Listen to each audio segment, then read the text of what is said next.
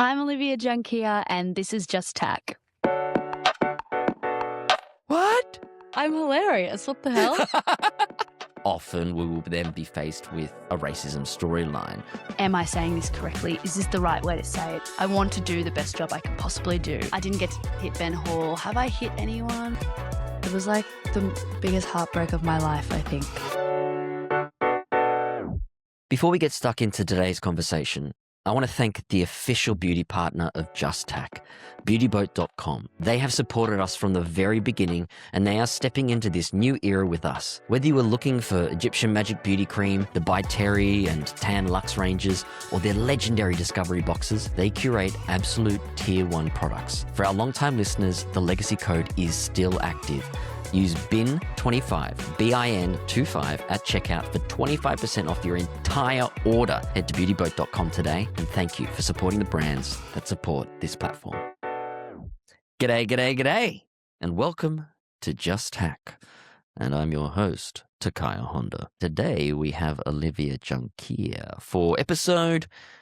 I don't even know what episode number we call it. It's episode 1 of Just Tack now, but it's episode 21 of Midnight, and then it's theoretically episode 44, I think, if you include all the Tack Talks, which maybe we will release as little bonus episodes if I can coerce Tom to edit them down to more manageable chunks. Let us know if you do want those to be included as little bonus episodes here as well. They are kind of cool to go and listen back to. I listened to the one I did with Liv back then in 2020, so I wasn't covering the same areas, but I guess we will cover them a bit because you guys listening probably didn't listen to that, or maybe you did. Let me know if you did. It'd be cool to know people who had watched Tack Talks back then are still with us now, all these years later, in the third format. And let me know what you think of Just Tack as the name. I hope you like it. It felt simple and clean. And really what it was, after Midnight with Tack and Maddie, it has become Just Tack. And yeah, so I'm hoping that you are happy with that. And the new design, I think it looks nice and sleek and sexy and stuff. So I hope you like the look of it too. It's a little bit cleaner. But you are here to listen to Olivia Junkeer, hear all that she's been up to since she's finished on the show of Neighbours, what else she's been filming, where she's been. It's a good one, so strap yourselves in, get excited, because here comes Olivia Junkeer. Olivia Junkeer, welcome to the pod. Now, I don't know if I've told you this before we started recording, but there's a new name for the podcast. Oh, what is it? Just Tack. Love. Just Fun. Tack. Simple. Classic. Subheading with Takaya Honda. Nice. But keep it simple. It sort of calls back to Tack Talks. It also calls back to Midnight because Midnight with Tack and Maddie, and now it's Just Tack. Just Tack. That's cute. I like it. This is the first episode as Just Tack. You are you're popping the cherry, so to speak. Perfect. No other way I would like to be. Olivia Junkeer had her own episode of Tack Talks. Oh, yeah. It was number 21. I listened or watched it today. Do you remember doing that? I don't. I remember I was in this room and I remember just thinking, did I even answer a question or did I just yap, yap, yap? That's what I felt like I did. You answered heaps of questions. In fact, I should have told you this before we started recording, but you'd just gotten Honey the dog. Oh. Oh, God. My puppy passed away. I know. She died at 3. Why? I know. She had something wrong with her liver. It was like the biggest heartbreak of my life, I think. I know. It was so sad. 3, and we had to put her down. It was so, so sad. Oh, I've lost both my dogs since then. So Jasper too? Jasper's gone too. Oh, that's devastating. She kept biting you through the podcast, and I got so excited watching it to oh my God, ask you about how Honey. in. Yeah, that's what I was like. Oh my God, that's devastating. Yeah, she was such a fun dog to have. Yeah, sadly, she died. We don't really know what happened. She just started bleeding, and she was in a lot of pain. So we had to put her down. Oh, It was I'm actually so tragic. I don't sorry. I don't own a dog personally now. And I told my mum I'm never going to own a dog because that was so It just heartbreaking. hurts so much. Yeah. Oh, it hurts so much. And I was like, I can't put myself through that again. That was too much. My Jasper was 15 or 16 maybe. So it Jasper was like, had a good life by that yeah, he had a stage. really Yeah. good time, and that wasn't like devastating. It was like, that's okay. He needed, like, that was his time. Honey, Yeah. don't broke me. The biggest conundrum I have with dog ownership, personally for me, is that you live longer than them, and they're just so. I love dogs so much, and they bring so much joy and love to the world and to your world, and it's like. But you know the whole time that most likely you're going to outlive them. You're going to have to say goodbye to them at some point, and like, it's so hard. I'm so sorry. That's okay. Thank you. I also don't think I'd probably adopt a dog now. Yeah. And not get a puppy just because there's so many dogs in shelters and stuff. I think that's what I'll do. My mum's partner has a shelter dog, and that's hard work because she's a bit of a terror. And it's like you never know what's going to happen. You walk into the room, you're like, "Hey, we good today? We good?" I don't know. Oh, poor thing. No, because Mia's a rescue dog as well. She definitely has her issues. She's a beautiful dog. Go to Mia the Little Dog on Instagram if you want to check out Mia. She'll be very happy about it, but she is ferocious when she sees another four-legged animal. She's okay with birds and stuff. She anything on two legs, she's okay. Great with humans, great with babies, great with kids and stuff. That's important. But anyway, moving on from dead or dying dogs, you said the dream place you wanted to live was London, and you've since gone and done that, and you've returned because your visa ran out. But how was London? How did it live up to your expectations? Yeah. I mean, I don't actually know why I wanted to go to London so badly. I think it was just like a desire that I had. I don't think, I mean, when I was younger, you traveled there and I traveled there once. Some stuff. And I was just like, this is the best city ever. Also, I think that like their music and their arts and their food, it's just really it's really in your face, which is really fun. That's why I think I loved it the first time so much. Do you think it's Melbourne on steroids? It's so similar to Melbourne. I don't like I didn't think, oh, like the people are so different. They're not. The people are similar. The food, they don't really have Asian food like they do here. Like that's unbeatable here. But so much of it's the same. It's just heightened. And I think, I mean, I had the best time ever. I had so much fun. I think also being kind of, I think I moved at 22, 23, something like that. And it was just the perfect time to move. I think any younger, I wouldn't have been ready because it really spits you out. Like the people really, they're not forgiving. So I think that like you can get really lost in the crowd there. And I think I would have felt really overwhelmed if I had gone earlier than that. So I'm glad that I went when I went, because even then the first year was really hard, especially just like living somewhere else. It was overwhelming enough. And then being in such a busy city that everyone's kind of doing their own thing. I didn't really have any friends. It was like really overwhelming, but I was so happy to experience it. Also, I think that being like between, 20s and 30, 40s is so much fun there because everyone's just wanting to hang out. It's such a social city, and I think that's probably what I miss the most about it. Everyone's just ready to go to the pub and have a drink. Some of my friends in Melbourne were like, "Oh, that looks really fun. I'll come." We traveled for a little bit first, and then by the time we got there, I had a couple more friends that had already moved, and then I kept coming back and forth though. I came back to Melbourne a lot. Especially during the winter. Couldn't quite hack it. I think I did 2 winters, but like barely. I came back halfway through a couple of. They last so long. The winter's like 8 months. But did you like the snow and stuff, or is it just get over after time? It only snowed once, and I also went skiing as well, so that was pretty cool. And I'd never seen snow before that. So it was kind of a fun experience in that way. Also, I just didn't. I remember the first year I was there was the coldest I have ever experienced, and I just refused to admit it. Like I was just like, it's fine, it's fine, it's fine. And then I think my best friend's mum was like, "What are you wearing?" Like, what are you doing? You need to go to like Uniqlo and get some clothes. I was like, okay, fine, I'm doing it. And then after I realized, like, once you can dress for the cold, because I feel like Melbourne don't dress for the cold. They just refuse to admit. They love to say it's cold, but they don't look like it's cold. Whereas in like there, they wear beanies and gloves, and obviously it's not as cold as Melbourne's not as cold as London, but why not wear a beanie? If you're cold, why not wear a beanie?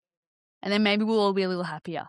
So did you do a lot of traveling from London then as well? I moved with my best friend, and then my other best friend moved to Paris for a job, which was just like super lucky. Cool. So we would just go between each other the whole time. Paris also was, so my partner obviously lived in Melbourne while I was in London, and it was always the cheapest place to fly into, Paris. So we always met in Paris.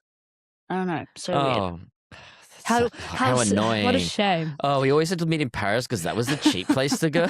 It's so weird though. One of the other things that came up in that episode was that you were dying for the moment when you're going to get to slap Ben Hall as Ned and Yashvi. Did that happen? No. What the hell? What the hell, Neighbours? I was really hoping it had happened. No, I don't think I mean, I think I would have remembered, and I did not get to slap Ben Hall. Why did I say that? We had so much breakup stuff. Well, you had to hit Jackie with the guitar and you couldn't do it.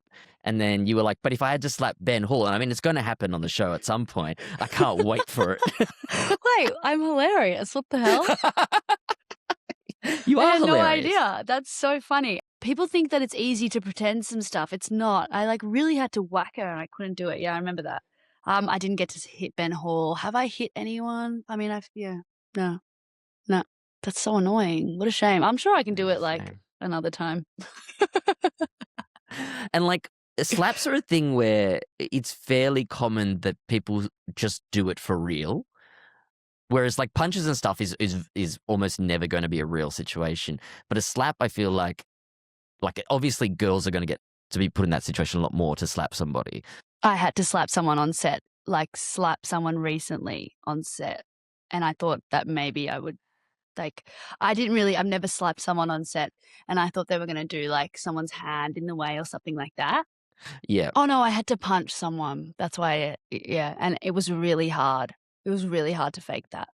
It was hard to like follow through. You know how you have to follow through? I was like, what do you mean? I've never punched someone, so I don't know what that means. Like, if I tried to punch someone, I feel like my hand would bounce back and like I'd break my hand. Like, I don't know how. Anyway, it was hard. Yeah, well, you got to practicing because Ben Hall has done some boxing training here and there. So, he's going to be able to protect himself. So you got to work up on that. I can't believe Yashvi never got to hit Ben Hall. I mean, what's his name on the show? Ned. I can't believe Yashvi never got to hit Ned. That's tragic. That's like a missed opportunity. David and Aaron never hit each other. You had a perfect relationship, though. Yeah, I guess so. It's kind of boring, isn't it? Just love each other, yeah. Yeah, you guys just always loved each other. I remember that. Yeah. I mean, Ned cheated on me, I'm pretty sure. Like, what the hell? That's what I was going to ask. It's like, because I thought you had some sort of cheating storyline. Yeah, and I got stabbed, I'm pretty sure, from memory. Oh wait, was that the Christy Whelan Brown character? Was it that stuff? What, didn't Ned get stabbed? Or did you I don't both know. get stabbed? I don't Someone remember. got stabbed. I don't remember who got stabbed. Do you know that was like 6 years ago? No, can't have been. No. Well, no, maybe. that stuff couldn't be that long ago. But actually, no, it could have been. Was that pre-COVID? Maybe. Yeah. So it could be 6 years ago. Yeah. Or over 6 years ago. But that's the crazy thing too, because you started at the end of 2016. Yeah. Yeah. Maybe that's January 2017, if I'm going to be completely accurate. It's what, 9+ years ago. Yeah. That's how long we've known each other, and that's kind of crazy, right? I know. I really think about that time, and I really cringe out of myself. I thought I was so old. Just because you thought you were like really... I was so old. I guess I was just an adult, and I don't know. And I'm like, oh, all those people that I work with, and I was just walking through the doors like, oh, I don't know. I can't. What do you think you know now that either you wish you knew then or you just didn't know then? I didn't know how to be professional at all. Interesting. I think there's like a certain work etiquette, and I wasn't aware of it. Like, I came in, I think also being young as well, I just came in, like, because of the way that Neighbours runs, as I just kind of thought it was family. You just walk in and you just, unload your problems and tell everyone about your life, and you go to set in between that. Like, I don't operate like that now, obviously, because I know more and I'm older. But I just walked, I guess also because you're there every day, you get so used to it. And I didn't realize that this is a workplace and you've got to behave like you're at a workplace. I think I always forgot that. And also, we saw each other on the weekends as well. So I was just, Well, you'd come straight from school, basically, yeah, and you had stepped into an environment where you were playing a school-aged character with a bunch of other people in a similar situation. So, and it did have, like, I guess, correlations to the Neighbours set, correlations to being at school. Again, we were there as much as people go to school. We interacted. We had like lunch and recess and afternoon tea. Yeah. And hanging out in a very like casual sense. It's not like a corporate. Very If you casual, stepped into a yeah. corporate office, it's going to be different. But Yeah. And yeah. I just didn't, I don't think I understood, not that I'm saying I behaved badly, I just didn't understand that I don't think I understood that it was a workplace. Like, I really treated it I just treated it not the way I would treat set now. Yeah, which of course makes sense. Like you're going to evolve that way. You can also evolve like ways that you kind of protect yourself in certain things, or like are guarded, or because I was the same when I was young. I don't regret the way I kind of did it. I just think that maybe people don't need to know about everything personal that you're upset about today, Liv. God, I used to walk in, because obviously when you're young as well, I think you just feel things so intensely, and I would walk in and be like, this is what happened to me on the weekend. And It was the worst thing ever. I don't think anyone's experienced this. Yeah. Oh. Well, it's all relative, right? The worst Yeah. thing that's ever happened in your life today feels worse than the worst thing that ever happened to you in your life when you were 18. But when you were 18, it was the worst thing you'd ever felt in your life. So Yeah. it's just relative to the situation and other people's situations, I guess. I didn't realize that some things are meant to be private. Like, we just like chat. And I'm like, why did you talk about that in front of everyone? Like, was that appropriate? Probably not. Did you have to discuss it at work? Probably not. But part of that also makes you a good actor too, because it means that you're a person. You can stand in front of people and just open up yourself, be vulnerable, and you're not super cognizant of like having to have a guard up too. Like having access to that's probably a huge advantage, I think. Which is why when you stepped on set, and I remember one of your first scenes or whatever, I don't know if I said this in the last podcast, but you were in Harold's and I think you were with your family, whatever, and then walked up to the counter and you had to have a conversation with whoever's behind the counter at that point. I can't remember. And I just remember thinking like, she's good. Like, I thought you were going to say, she good. said some crazy shit.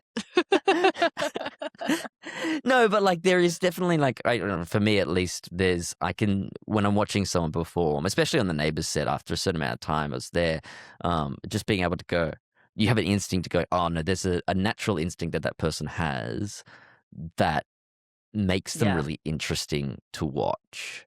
They're not just saying lines, they're actually living in it a bit and they have a point of view on it and that kind of stuff. And I feel like you had that from the start. Oh, thanks, Tak. That's nice. I think that there was a certain, I had no idea what I was doing.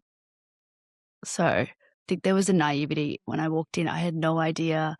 I just did me. Like, I think that was a really big advantage at the time because I didn't know what I was, especially auditioning. I didn't even know what I was losing if I lost. I didn't even know that I could lose. I just walked in.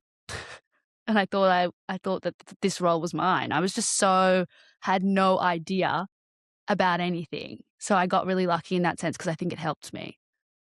And when you look, because I remember you saying last time that Neighbours was your second audition, and the first one, what was the first one again? Boys.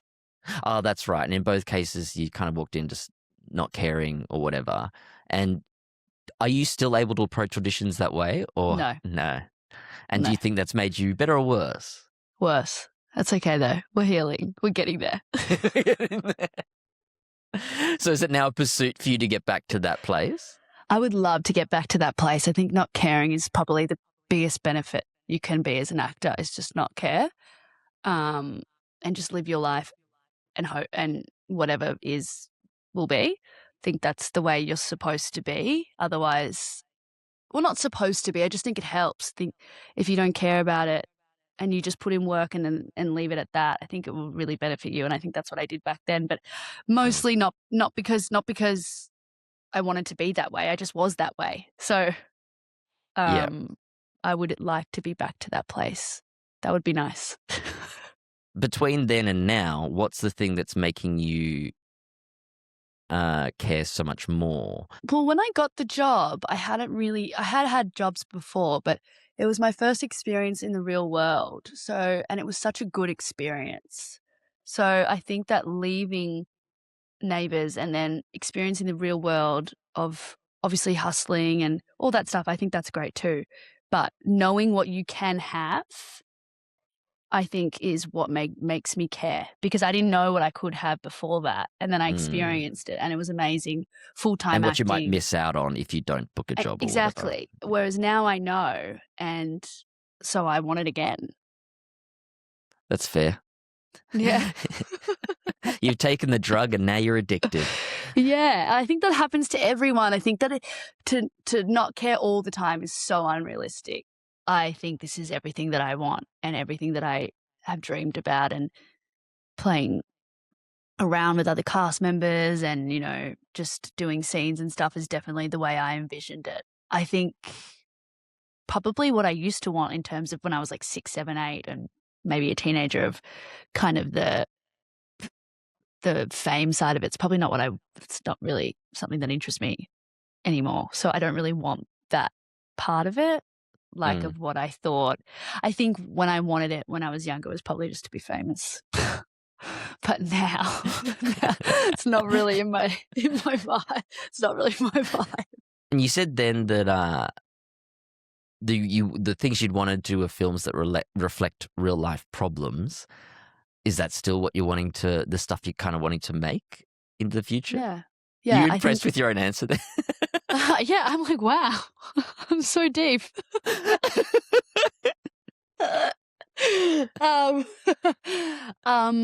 Yeah, I think that's true, but I would like to do it more in a comedic way.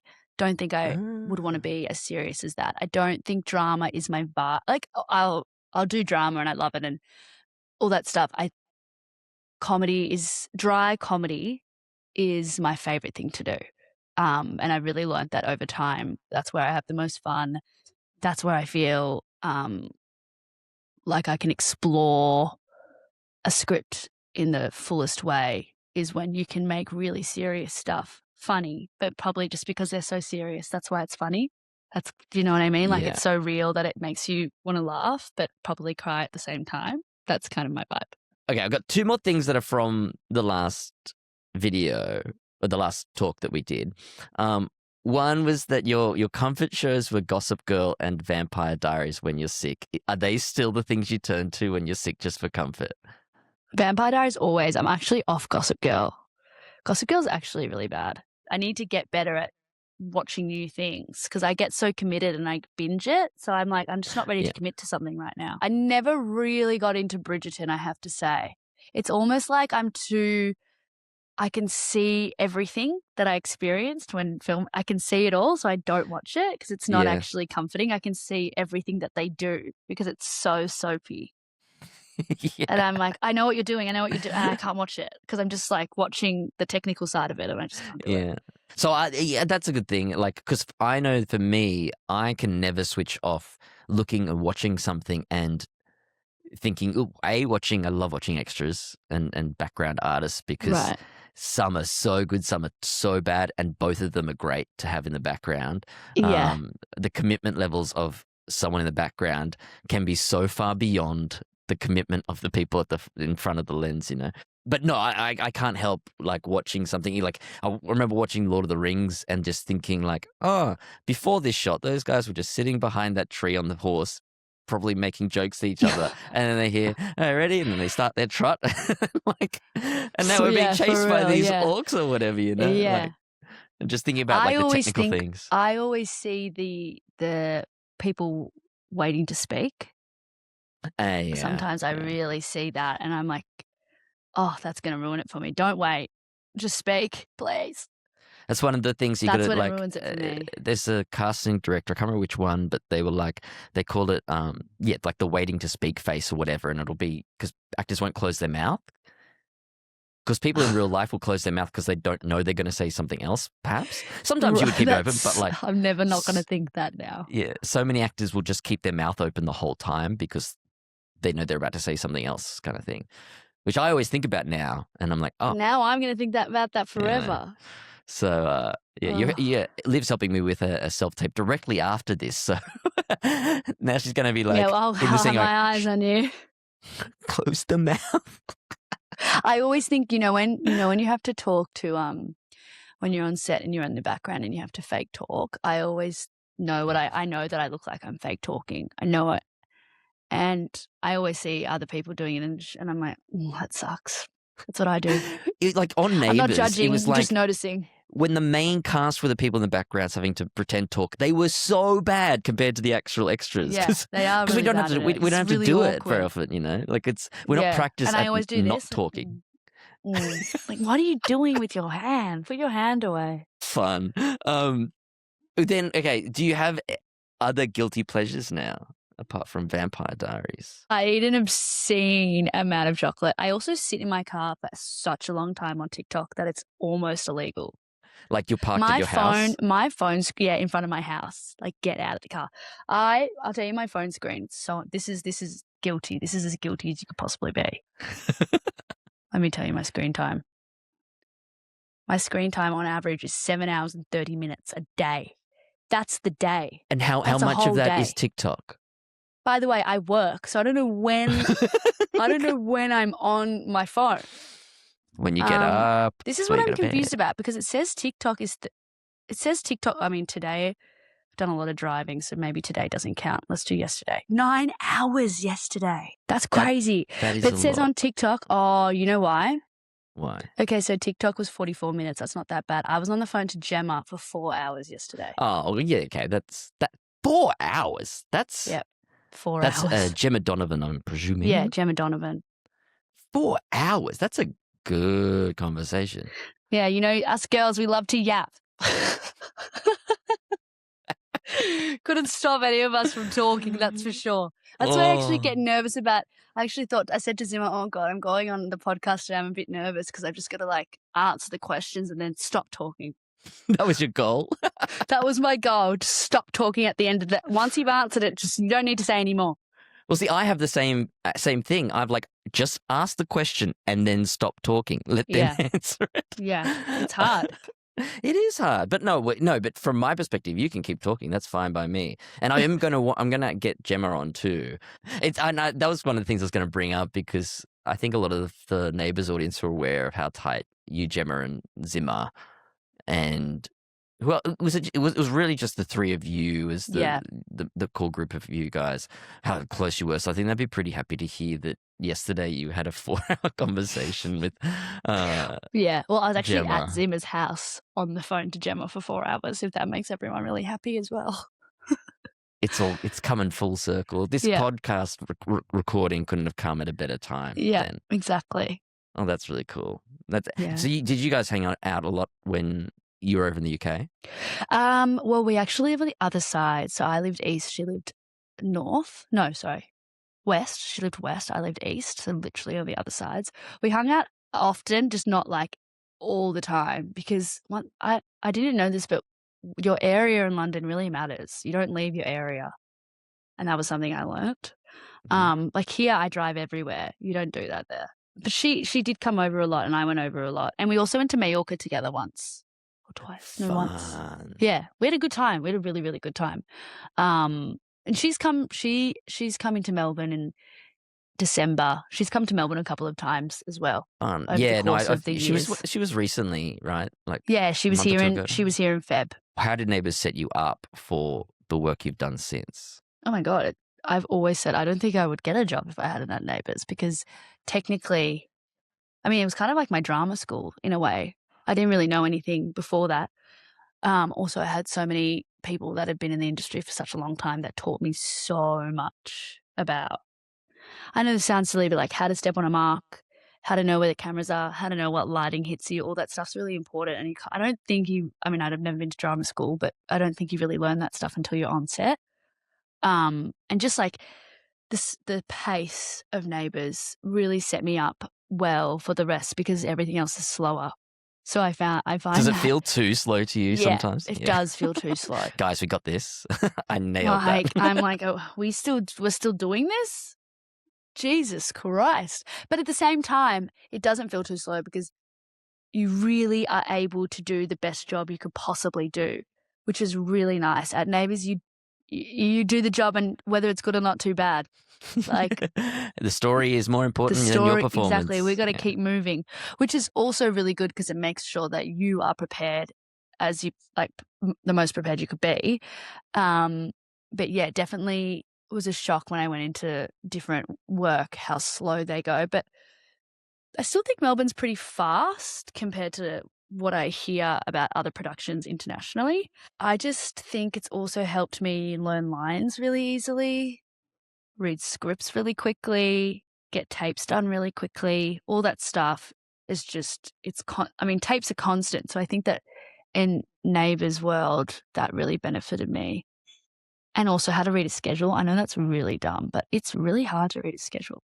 Yeah, call sheets and that kind of stuff. Call sheets and stuff. Sometimes you look at them and you're like, what is this? I don't know where am I here? I don't. And they can be so different from production company to production company too. Yeah, they all change. I actually recently worked on a film and it was more like the Neighbours world, and I remember thinking, oh, I know exactly how to think about where I'm coming from and where after, because it was moving so quick, and I was like, I don't know what I did before, but because the way I worked in Neighbours, I wrote everything down in a book, and I wrote exactly where I'm coming from, exactly what happens in every single scene, so I could just go to that page of my book so I know where I'm coming in. So I think that the preparation side of things changed my world a lot. So Strife, how was that experience for you? That was amazing. It was it's kind of like an ensemble. So there was Asher, who was the lead, and then there was like an ensemble cast, which was pretty cool. And again, it was very similar to kind of Neighbours in terms of the fact that it was an ensemble cast. And also I was in Sydney for 4 months of the year for 2 years, which was really fun because I love going places to work. I think that's really fun. It also lets me just be in my own world, which I really love, especially when I think that you can get really overwhelmed quickly when you're on set. So it's nice to not have any responsibilities outside of that and just go home to your hotel. Like, I love that life. That's so me. I would walk on the treadmill, learn my lines, had the best time. It was hard though.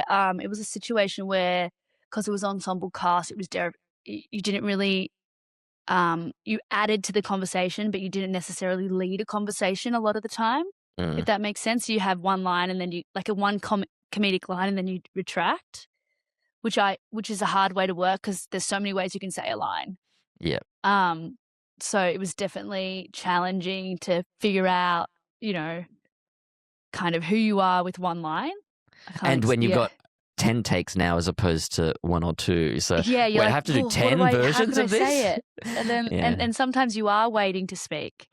So that was, I think, probably a challenging part of it. And it was comedy, dramedy. So sometimes you can overthink easily in comedy. You're like, am I funny? Really? Did you think that was funny?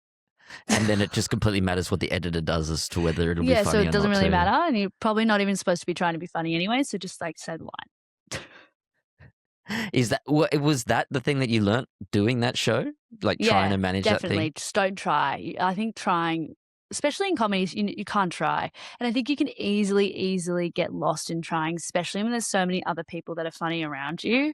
It becomes competitive. Yeah. And you can't feed into it. It's like, it's just your brain giving you anxiety, and like people aren't reacting because you're on a show. Like you've got to work. Yeah. So yeah, that's probably something I learned. Also just working in a I worked with such amazing producers and castmates on that show as well, which was an amazing experience. And also I met people that I think it's always really nice to meet other actors that you've never met and like they're part of your world, and then you get to have this little community that gets bigger and bigger and bigger. I think that's really nice. You build your network. Yeah. Look, you worked with an Australian icon on there, Asher Keddie.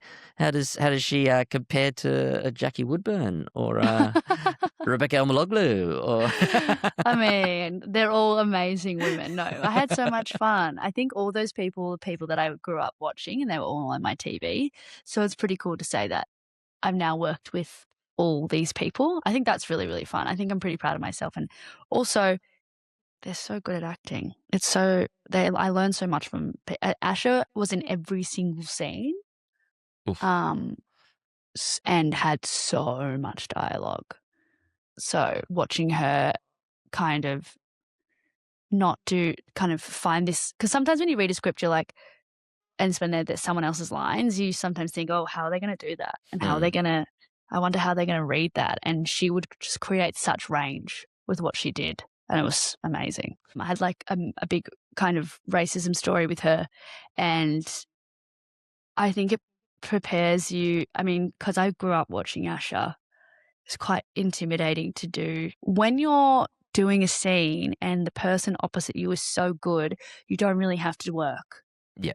So she was so good that it wasn't hard. So I think that's such a magical feeling when you're on set and you're in this experience with someone and you're actually not trying and it's just coming and it's working so well. So that was how I felt doing that, which was working amazing. with a great actor allows you to work in a space where you actually just get to be the character. Because if you're not working with a great actor, then you're having to force things that you aren't being given. And how is it for you? Because, us as people of color, which I have recently learnt is kind of a crappy term, because it means then people are white and everybody else is something else. We're people of color. It's like, why can't we be people and they be people of whiteness? You know what I mean? True. Because there's more of us. We're the people. No. But how is it for you? Because that's what I was saying in terms of us being people of color, we're often, when we're put into media representations in place, we then become representations of our cultural background or whatever. And often we will then be faced with a racism storyline. So how is it for you having to face that in, because often in life it'll be indirect or something that you'll just navigate around, but in a show you're having to take it head on. How is it for you having to approach that? In Strife, it was interesting because my character was very honest and confident and smart in her honesty and her truth. It's probably not something that I am. So having to kind of be Jeet and say, this is the problem and this is why it's a problem, was quite confronting for me. And I struggled with the storyline because I always think that I probably experience things subtly. And so I subtly deal with it. Whereas this storyline was a subtle thing, but she wasn't dealing with it subtly. Which I think is, she calls it out. And I think that's really powerful and important. But I was really uncomfortable with it. Has that empowered you though in your own life? Yeah, I think that there's so much. It's so complex because I think it's that thing where when you say something, it's like I can't explain it other than being a man and being a woman. When a woman does something, she's a bitch, and when a man does something, he's amazing. That's kind of how I feel about... We're taught from a very young age of like, especially in Australia, of like, you just got to have a sense of humor. It's just a joke or something like that. Whereas exactly. Just laugh it off. If we don't get it, then there's something wrong with us, as opposed to the thing itself having something wrong with it. That it's just racist. Yeah, and also the industry that we're in, the power imbalances of being an actor. If you say something, you're a diva. Or if you want something a certain way, you're a diva and you're hard to work with. Or maybe you just are a person that wants something and you're in a workplace and that's what you want. And so I think just treated like a human being, like everybody else. So I think it's the same. It's very similar. And what my character was calling out was probably a very, very, very common experience. So I think it was uncomfortable, but I was so happy after I did it. I felt like it was really truthful and really supported. And also Neil, who is the director, is a person of color as well. So I felt like sometimes I get nervous because I'm also half. So I get a bit nervous about how truthful what I'm saying is, and am I saying this correctly? Is this the right way to say it? Is this what I want to do the best job I can possibly do in that position? So I get nervous about whose hands this eventually lands in. Yeah, that's a really nice way to put it. Yeah. Because I'm half as well, and that's also just a struggle of like, well, I'm half, but I'm only or I'm put in the box as if I'm full. Just a weird thing to say, regardless. But then perhaps for the culture that is whatever that half is, they don't see me as full. Yeah, so, or exactly. even in casting, well, you're not quite enough of one thing or another. Yeah. So we want an actual, in quotation marks, of this. And it's like, well, what? What? What am I supposed to do here? You don't know where you fit. Win. You don't know where you belong, and then you feel uncomfortable when you're representing something that you're not. So it's just it's very weird. Also, then it's just catch-22. It's like, well, I've never received an audition. Well, actually, I have Neighbours. They were very specific in being half. But other than that, I've never received an audition. They've been like half this, half that. Yeah. I'm half Sri Lankan. I've never once I've received an audition for a Sri Lankan person. Once. Wow. Other than that, I haven't. So I always sometimes feel a little bit uncomfortable. And how do I you just don't know where to fall. So it's a complicated, I think and then also, how do I represent this thing which I'm not? You're not, yeah. But now I have to represent it, and it's the only way I can get a job. Yeah. So, because I can't wait around for another 10 years for that other one Sri Lankan role that might come up or whatever, you know? Yeah. So you did that, and then you've got a film coming, right? Tell me a bit about this film, because I know nothing about it. I did a film in August called Who Needs Love Songs that I never know what you're allowed to say. Yeah, I did a film called Who Needs Love Songs, and do you know Matt Nable? He's the lead in it. And another girl called Ella Newton, who was also on Neighbours. Oh, there you go. Call back for everyone else. She do you know who she played? Tim Kano's girlfriend. Oh, right. Yes, she was really young. She came the first year I was there, but we didn't cross over at all. Yeah, wow. Okay, that's cool though. Yeah, it's a really cool film. It's something I've never done before ever. It's raunchy. It's raunchy, yeah. And is it a drama, comedy, thriller? I would say it's a crime. It's about crime. Like, it's a thriller. Yeah, it's a thriller. Yeah, who done it kind of thing? No, not. It's kind of like one of those films that is extremely stressful.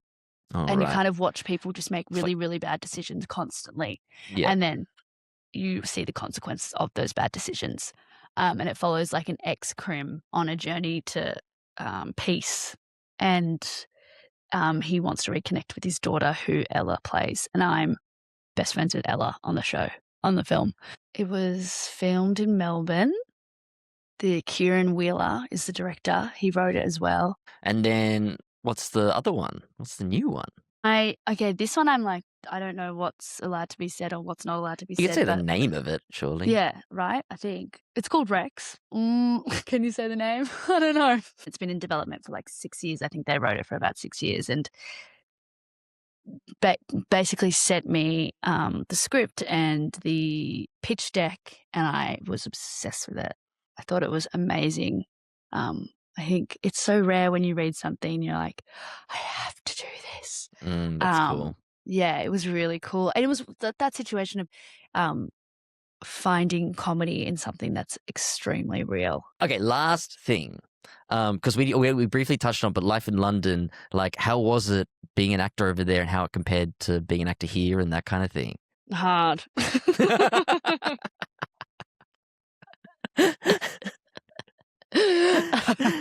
Did the Neighbours thing help at all over there? Like, no, that's what people would assume, you know? no. I know everyone says that. I'm like, no, doesn't help. I think the content is so cool over there. The stuff that I got to audition for, the casting directors that I got to meet, so amazing. And the theatre shows that I saw were incredible as well. It made me want to go into theatre, which I've never really wanted to do. But just the intimacy of their theatre shows is amazing. They always have something on, which is really, really cool. There's always something to be a part of there. And I think it's very similar. No, I haven't been to LA, but in terms of like everyone's an actor there. Yeah. Everyone's a writer. Everyone's a director. That's not like my experience in Melbourne. I think that when feels rare. When you meet someone who's an actor in Melbourne, chances are you know everyone they know. Yeah. Like it's such a small group, which is really fun. I love that. Once you like, and that's nice to have a little community. But there, everyone's an actor. Like. Yeah. You are really one of many, and not in a bad way. It's really nice to be able to not be. I think here when you say you're an actor, you're like, oh really? Are you an actor? Sure you are. Well, thank you very much, Liv, for coming on. We're definitely gonna have you back when. What's the film called? The second one? Rex. When Rex is going to be coming out, because I want to hear all the stories that you got. And now the pressure's on. You got to bring some pretty good stories. Yeah, I know. I've got some pretty good photos. Thank you for coming on. Thank you for having me. You're now coming to help me with a self-tape, which is really fun. See you in 5. That's how close we live to each other. We only realised that like 2 weeks ago. Yeah, we realised this 2 weeks ago. 2 weeks ago, we've seen each other 5 times. Something like that. Which is good. I like it. But no, thank you. You are continuing to be such a talent. I'm so excited for all the work that you've been doing and going to do. I'm really excited to see this Rex as well. By how you've been talking about it. So like, yeah, it's so fun. It's so fun. I love. Can't wait to speak about it, and I can't wait for my other movie to come out. By the way, and everyone should go see it. Yeah. What's someone called again? You don't. Not everyone needs love songs. Who needs love songs? Who needs love songs? And Rex, featuring. Olivia Junkeer. All right. Thank you, Liv. Thanks, Tak. Bye. That was the amazing Olivia Junkeer. I hope you really enjoyed all the stories she had to tell, and I really look forward to hearing about the 2 films as well once they come out and all the stories she's got for those. She's such a cool person. I'm really excited to see all of the steps she's been taking in her career, hearing about London, hearing about all of her travels and things like that as well. And yeah, I hope you enjoyed what is the 1st/21st/44th episode of me doing this. I hope you like that it's just Tak, and I hope it makes sense to you that it is just Tak. And that, yeah, you'll continue on the journey with us. We've got a lot more interviews to come, both with Neighbours alumni and with other people I know who are actors or creatives or people I don't know too. Stick with us. There's some really interesting stories, I think, for people to tell. So, yeah, let me know what you think. Let me know if you're enjoying Just Tak. And hopefully I'll see you at the next one.